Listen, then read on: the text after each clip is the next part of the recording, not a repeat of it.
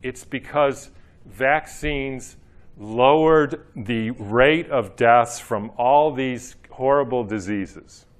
That's why. That's the answer you will be given.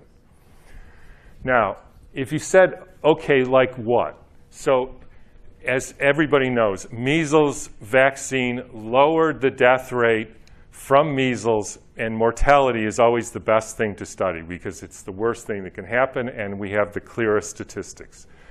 It lowered it by 97%, diphtheria by 96%, mumps by 80%, pertussis by 89%. Those are not exact numbers, but pretty close. That's what you'll hear. How many people here, especially healthcare practitioners, know where those numbers came from? How many people here have heard of a paper called Rausch et al., published in JAMA in 2007? Nobody. How many people have read the paper?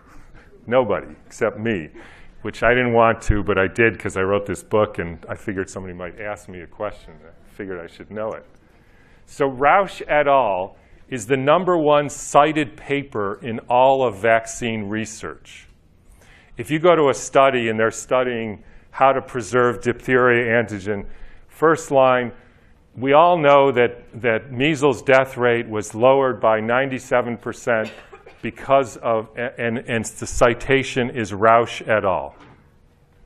Right? So I decided to read Rausch et al.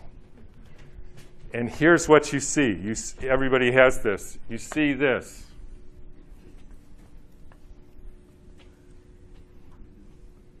This is mortality rate from measles. If you can't see that, it's just 100 per 100,000 in 1920, and then 1 per 100,000 in 1965. And the vaccine was introduced here. So and it's the exact same for every other vaccinatable disease. So how did he get 97% reduction? Because it's true. If you take the number here, 1 per 100,000, here, 100 per 100,000, there is a 97% reduction in the death rate pre- and post-vaccine. It's absolutely true. You have to be very careful with these people. They're not stupid.